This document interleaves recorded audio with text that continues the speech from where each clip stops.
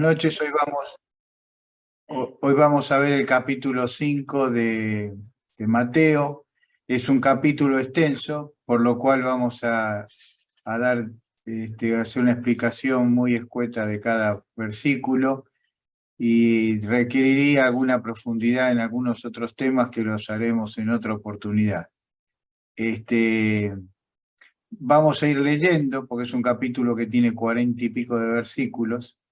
Vamos a ir leyendo y vamos a ir explicando. Lo primero que aparece en este capítulo son el famoso Sermón del Monte dado por el Señor Jesucristo, conocido, que habla de bienaventuranzas. O sea, bienaventurado es alguien bendecido, alguien que es bendecido por Dios, por eso es bienaventurado. La palabra bienaventurado en castellano significa de buena ventura, de buena vida, buena vida en el sentido de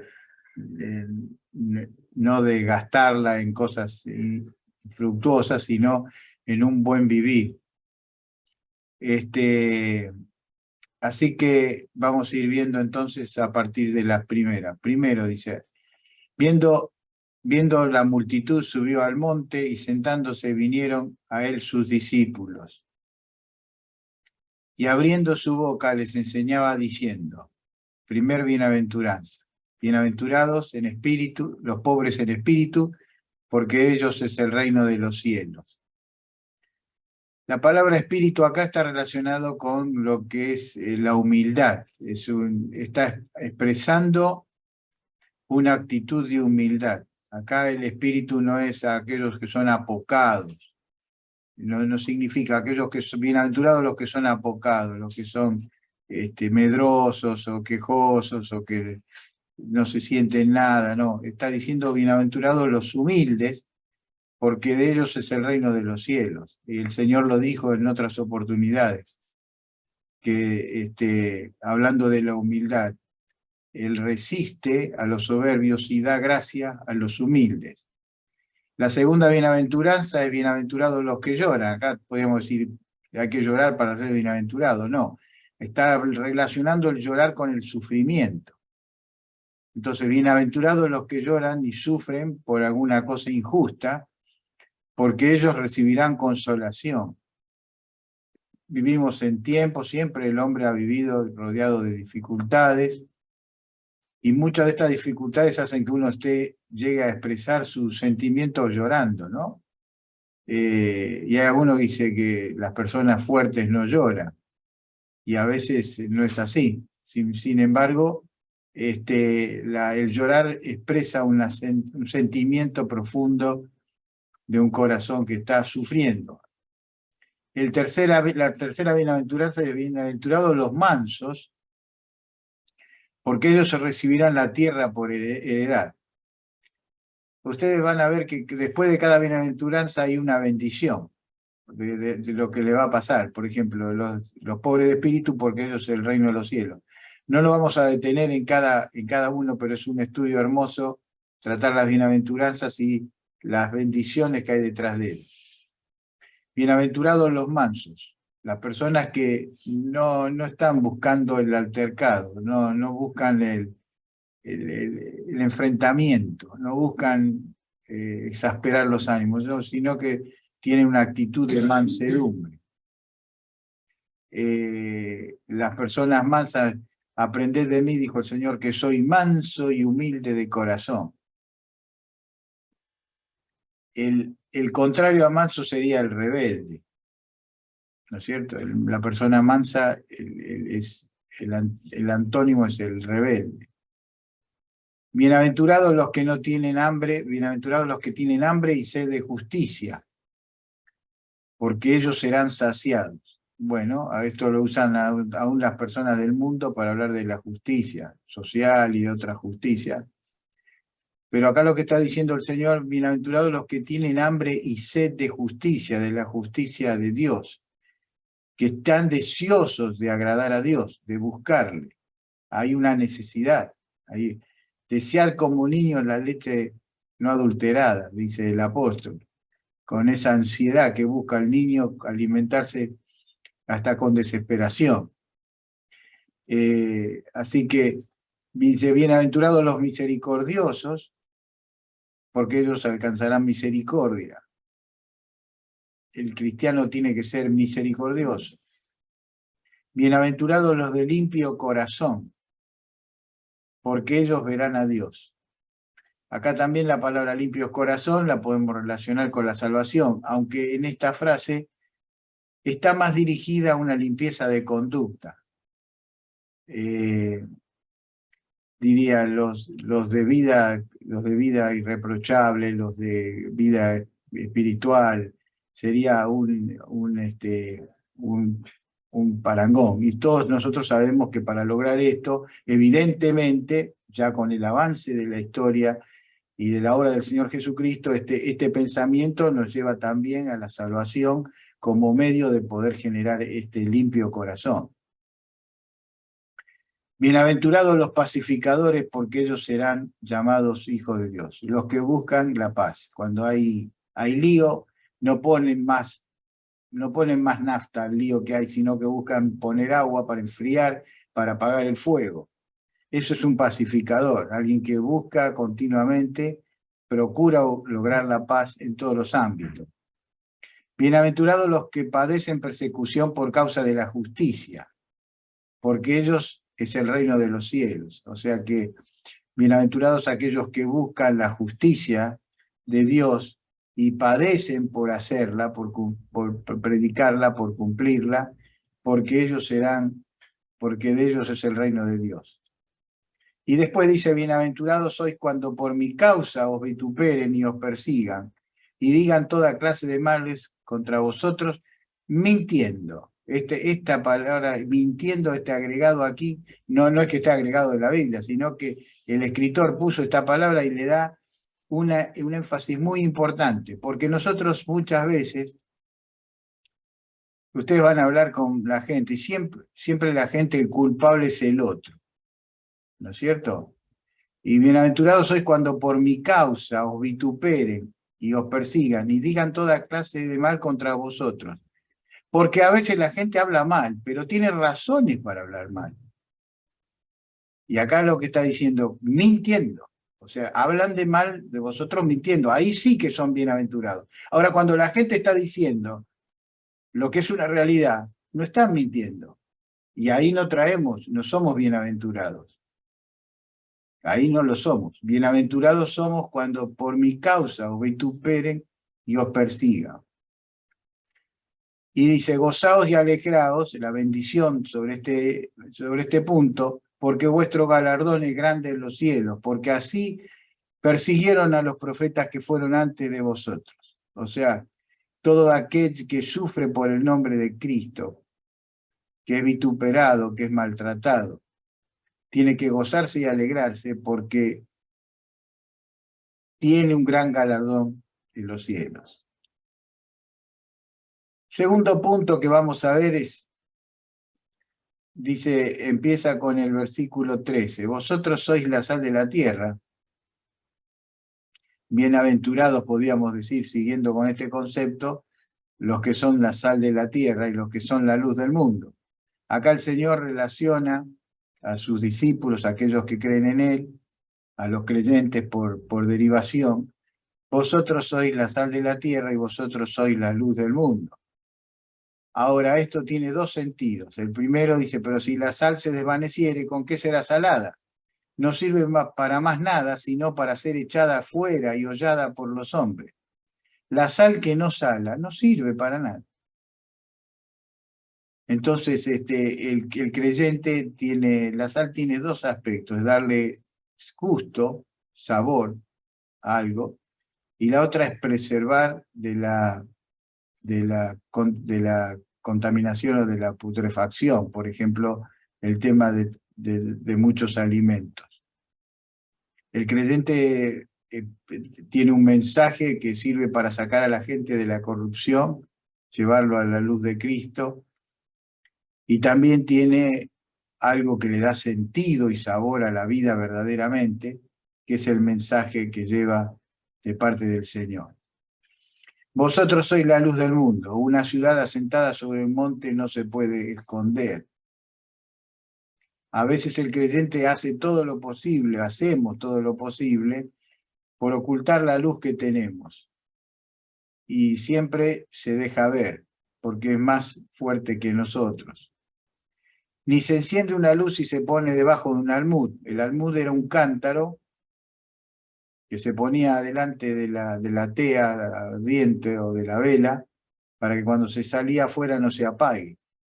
Entonces se ponía el almud, recibía aire, pero el viento no la apagaba. Por eso, pero una luz en un almud no alumbra, está simplemente para que no se extinga la llama, sino sobre el candelero, y alumbra. Se le saca el almud y se pone sobre el candelero, y ahí verdaderamente alumbra en la casa. Así alumbre vuestra luz delante de los hombres, para que vean vuestras buenas obras y glorifiquen a vuestro Padre que está en los cielos. Así alumbre vuestra luz delante de los hombres. El cristiano tiene que ser luz, para que vean vuestras obras, puedan observar las obras que hacemos y glorificar al Padre que está en los cielos. Que el Señor nos bendiga también a ser sal y luz en este mundo.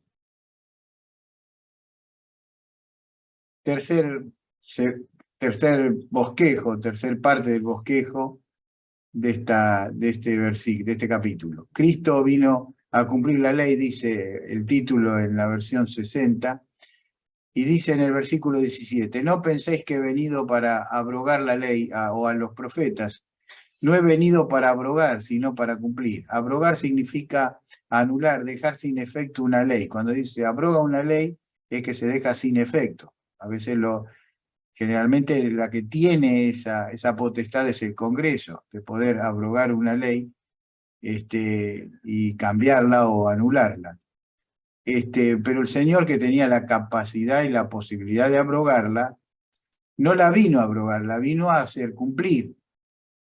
A veces nos confundimos un poco el hecho de que el Señor vino a sustituir la ley por la gracia. No hace falta sustituir la ley por la gracia. La gracia hace lo que la ley no hace, y la ley lo que hace es mostrar el pecado, y la gracia lo que hace es llevarnos a la salvación de Cristo para lo que no puede hacer la ley por sí misma, lo puede hacer la gracia. O sea, no hay un enfrentamiento entre la gracia, se entiende mal. Lo que pasa, ¿qué pasaba con los judaizantes o qué pasaba con los judíos en aquel tiempo? Decían que la gracia no podía sustituir la ley. Esa era la verdad. No podía sustituirla. Era complementaria. No vino a sustituir la ley. El Señor no vino a sustituir la ley, sino a cumplirla. El único que realmente la podía cumplir. Porque cierto os digo que hasta que pase el cielo y la tierra, ni una jota ni un tilde pasará de la ley. Claro, no se va a mover nada de lo que está revelado, hasta que todo se haya cumplido. De manera que cualquiera que quebrante uno de estos mandamientos muy pequeños, y así enseña a los hombres, muy pequeño será llamado en el reino de los cielos. Mire, quebrante la ley, y no solo que quebranta, sino que está transmitiendo una enseñanza. Acá deja un pensamiento muy importante. Nuestras actitudes no solo son malas, sino que transmiten a los que nos siguen y a los que nos rodean una enseñanza. Dice, mas cualquiera que los haga, los mandamientos, los cumpla y los enseñe, este será llamado grande en el reino de los cielos. Qué maravilloso, qué lección que nos dio el Señor. El Señor no vino a abrogar la ley, sino a cumplirla. ¿Y qué nos pide a nosotros? Que a través de su gracia podamos nosotros cumplir la ley que nos mandó desde tanto tiempo atrás. Porque, dice el versículo 20, porque os digo que si vuestra justicia no fuere mayor que la de los escribas y fariseos, no entraréis en el reino de los cielos. Ellos se querían justificar por la ley. Y el Señor les dijo que no se podían justificar por la ley. Se tenían que justificar por la gracia. Justificados por la gracia de Dios. Versículo 21. Acá hay otra parte que comienza con una frase, y de aquí hasta el final va a haber una frase que nos va a acompañar en todos los pensamientos que vamos a tener. Y es cuando el Señor muestra su autoridad de ser la palabra de Dios revelada, mostrada, hablada a los hombres. Y el Señor muestra su palabra porque aplica del pasaje del Antiguo Testamento sin abrogarlo, le da un énfasis mayor. Dice, bueno, la Escritura decía esto, dice esto, mas yo os digo, no la va a abrogar, sino la va a, como se suele decir hoy, a levantar la vara. Lo que vamos a escuchar ahora y lo que vamos a leer ahora, hermanos, es un ajuste hacia arriba de lo que el Señor pretende de nosotros. Porque si Dios obra en nosotros y el Espíritu Santo, como hemos escuchado en los días pasados, está en nosotros, es precisamente para que podamos cumplir lo que el Señor requiere de nosotros. Dice, oíste que fue dicho a los antiguos, no matarás y cualquiera que matare será culpable de juicio. Ahora viene la frase, pero yo os digo, voy a decir algo más que se va a sumar a esto, que cualquiera que se enoje, y acá la palabra en el griego significa ira, el iracundo, el que se llena de ira y empieza a revolear todo, a pegar. Esa es la idea de esta palabra. Cualquiera que se enoje. Pero es más que un enojo. Nosotros un enojo nos parece algo común, pero la palabra tiene un énfasis mucho más duro. Contra su hermano será culpable de juicio. Cualquiera que diga necio, acá la palabra necio en el original es raca, que significa vacío, sin inteligencia. ¿Saben lo que era esta palabra raca? Era una palabra ultrajante, de sumo menosprecio. Era una palabra que se usaba para ultrajar a una persona. Diríamos una de lo que nosotros llamamos hoy una mala palabra, porque no solamente a nosotros le damos ese sentido porque a veces son groserías o cosas mal expresadas, pero era una palabra ultrajante. O sea, ¿qué quiere decir el Señor? Que no solamente hacemos pecamos cuando yo no maté a nadie, yo no hice ningún pecado. No hiciste un pecado, porque cuando te enseñaste con ira, con una cólera indescriptible, es un pecado también. Y cuando le decís vacío, sin inteligencia, lo considerás como una basura, que es lo que significa acá, es una consideración ultrajante de otra persona.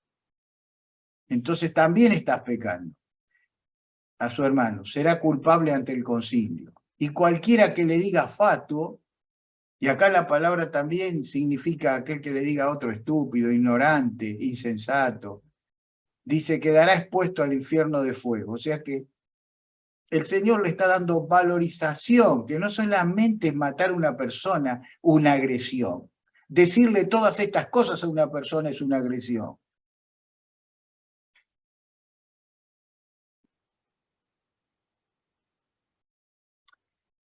En nuestro país se habla muy mal. Hay muchas personas angustiadas de cómo las tratan. Totalmente es un destrato. Y hay personas que la van matando de a poco. Con palabras. No con un revólver ni un cuchillo. Con palabras.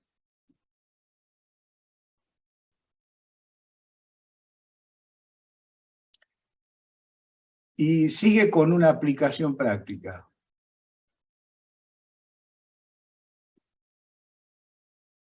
Por tanto, si traes tu ofrenda al altar y allí te acuerdas de que tu hermano tiene algo contra ti, deja tu ofrenda al lado del altar. ¿Por qué? Porque si no, no va a servir. Dice, anda, reconcíliate primero con tu hermano, y entonces ven y presenta tu ofrenda. Yo sí voy a aceptar esa ofrenda.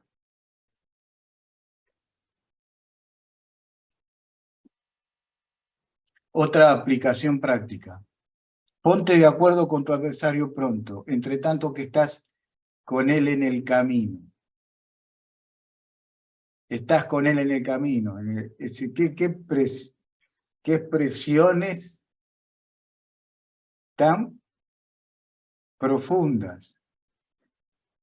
No estamos en dos caminos, estamos en el camino. En el mismo camino, vamos caminando por la vida. No sea que el adversario te entregue al juez y el juez al alguacil y seas echado en la cárcel. Acá, ¿qué quiere decir esto? Mira, si tienes un altercado, arréglalo pronto, porque si no lo arreglas, lo va a arreglar el juez. Y el juez le va a dar autoridad al alguacil o a la policía para que seas echado en la cárcel. Te digo que no saldrás de allí hasta que pagues el último cuadrante. Ahora, miren, hermanos, esto tiene una aplicación, que es, no siempre las aplicaciones tienen que coincidir en todos los detalles, pero el Señor está diciendo, ponte de acuerdo, arregla tu situación, no la dejes. No dejes. Como tienes que ir con tu ofrenda, dejarla en el altar, arreglar tus cosas. Bueno, ahora arregla estas cosas, las tienes que arreglar para que no seas acusado en el futuro. Que el Señor nos bendiga a considerar estas cosas.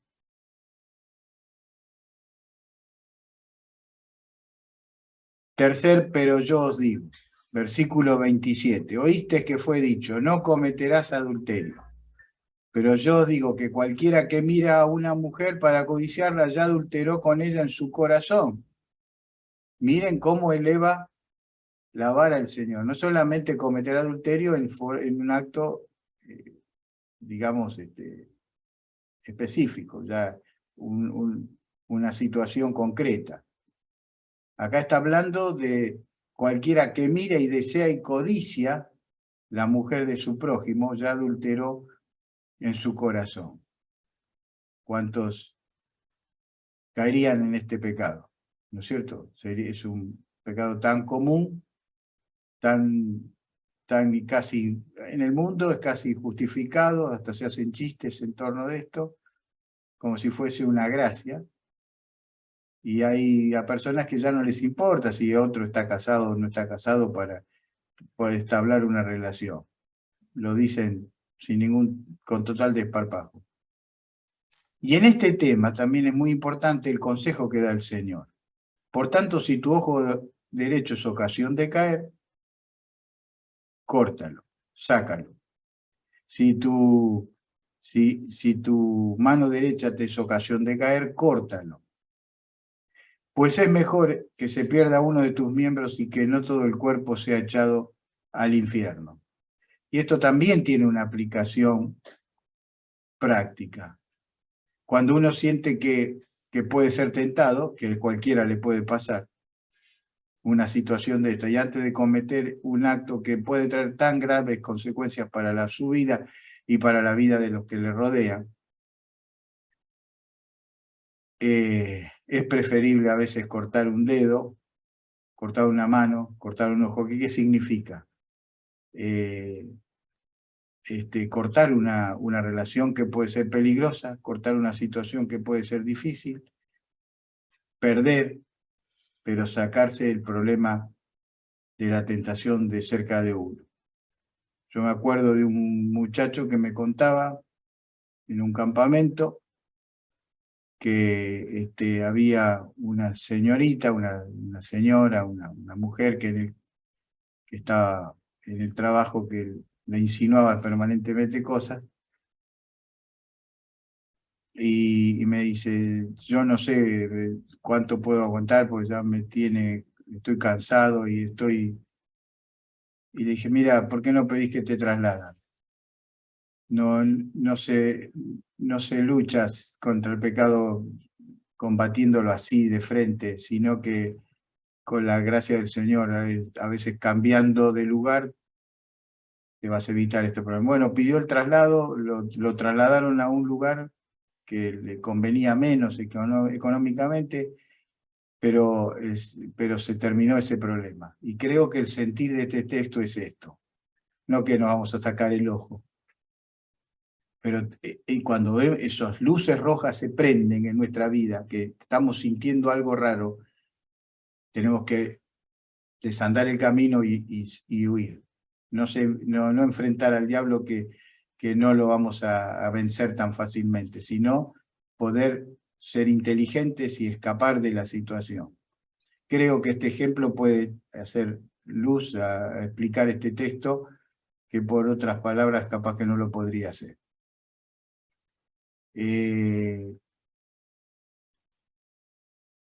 Cuarto, pero yo os digo, y es un tema muy que ha despertado muchas polémicas en los estudiosos bíblicos y que ha generado distintas corrientes de pensamiento, pero vamos a dar algunos principios que creo que son imposibles de contrarrestar en la Biblia.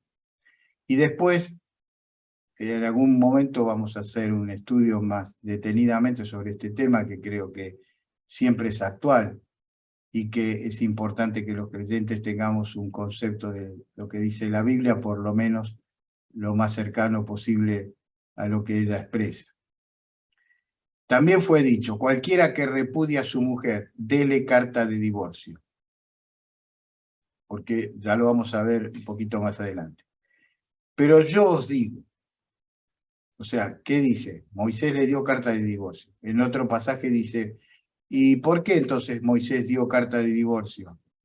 Y dice, por vuestro duro corazón. Por eso lo dio.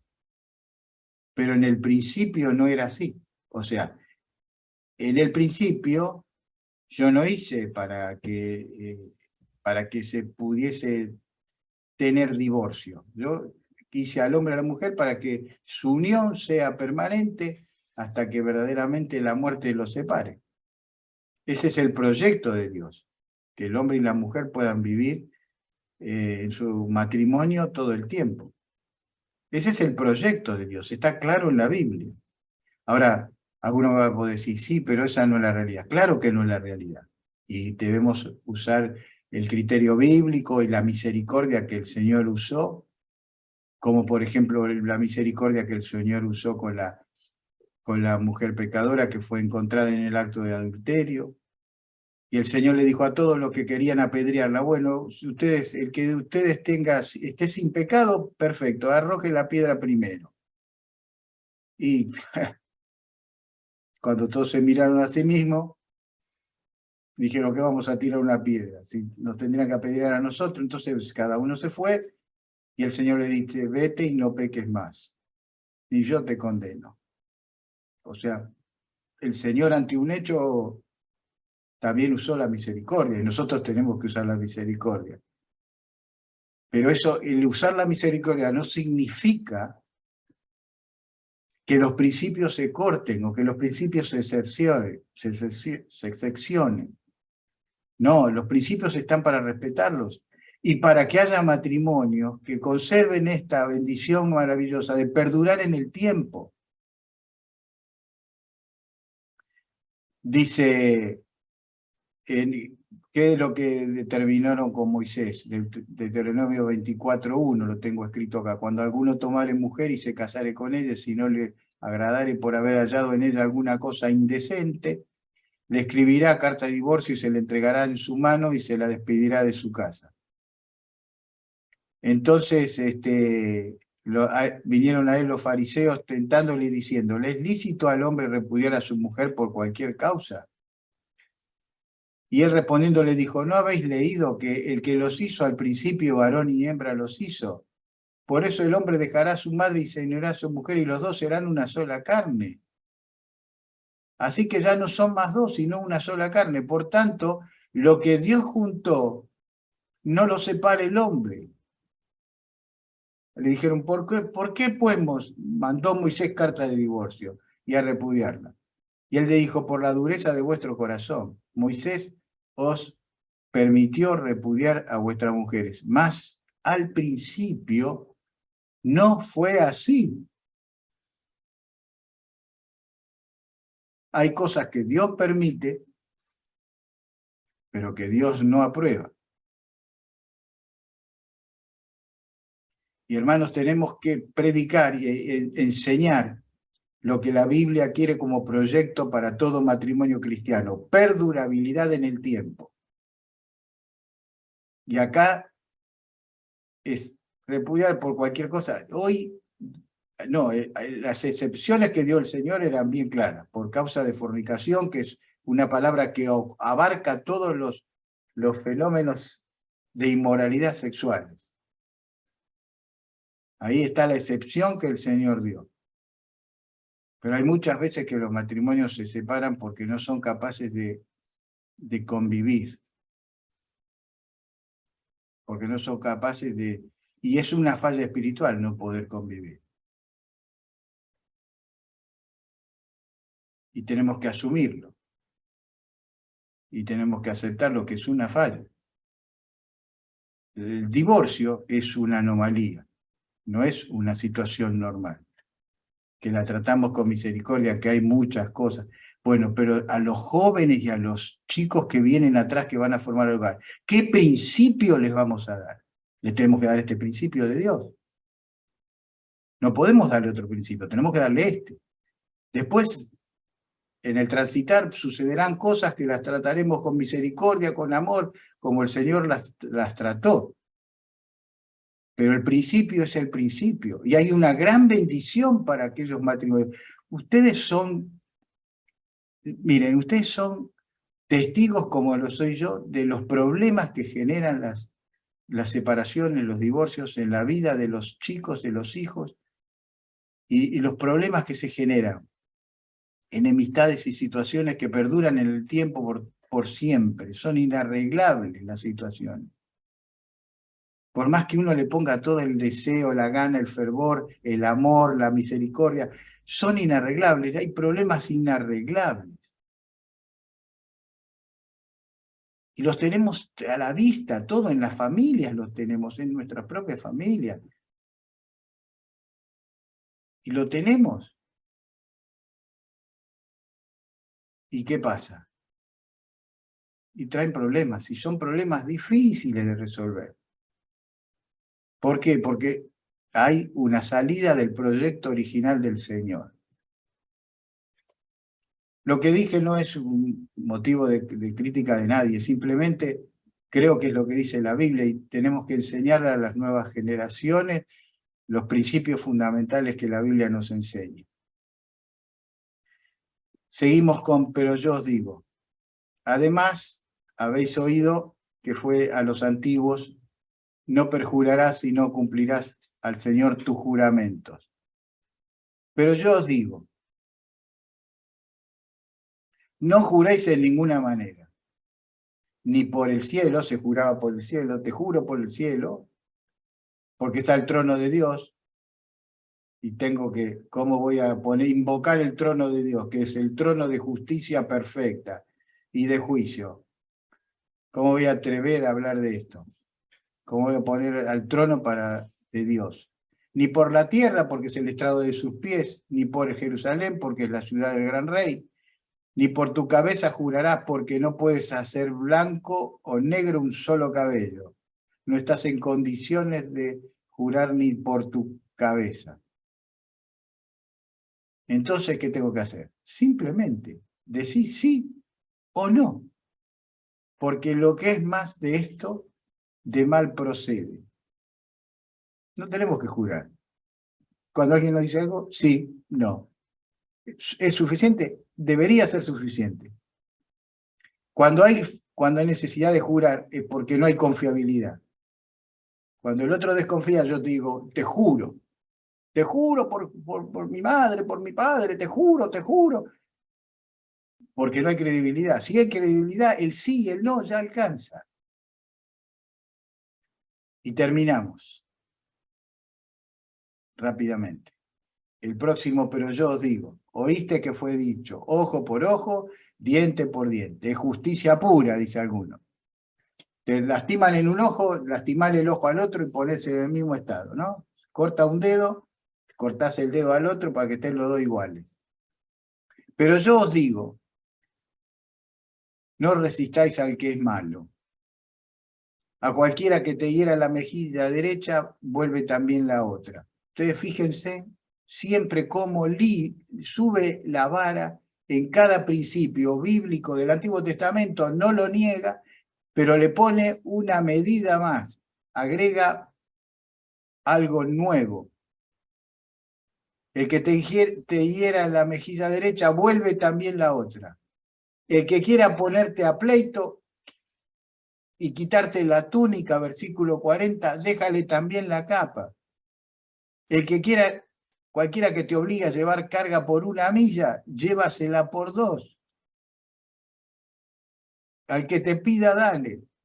Al que quiera tomar de ti prestado, no se lo rehuses.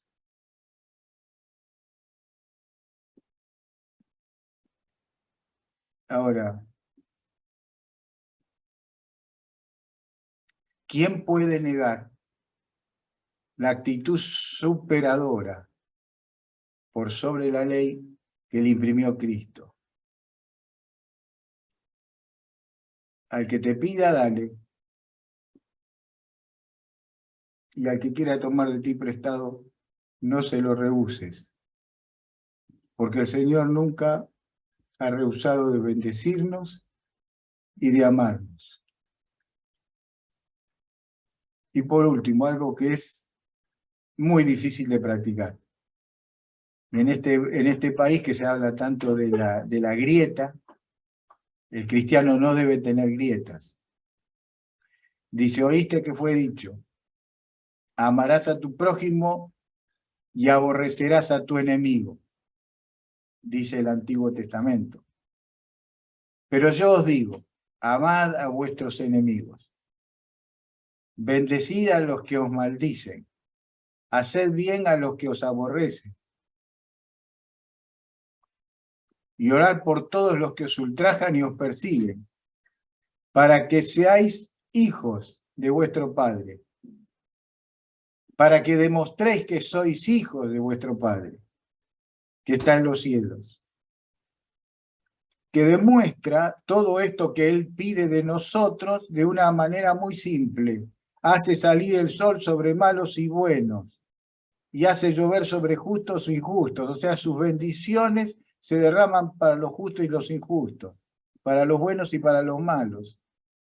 Por supuesto que los buenos recibirán su aprobación y su bendición, pero el Señor nos pide que nuestra actitud sea compatible con la de Él.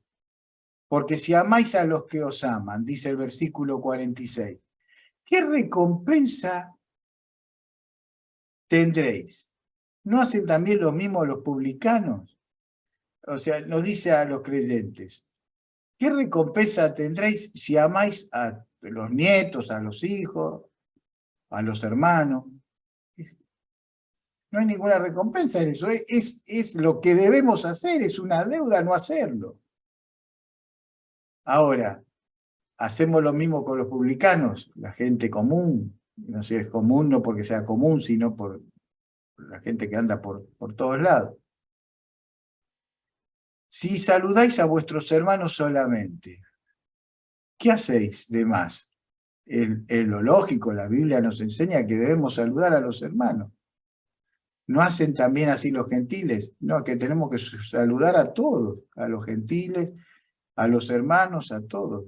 Los gentiles hacen esas cosas y nosotros tenemos un nivel superior porque el Señor nos pide que superemos, que elevemos la vara, porque yo os digo que améis a vuestros enemigos. Y termina con una frase maravillosa. Sed pues vosotros perfectos, como vuestro Padre que está en los cielos es perfecto.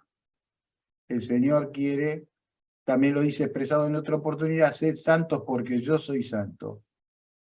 Y acá dice, actuad de esta manera, con lo que dice en el capítulo 5, porque yo actúo de esta manera. Amén.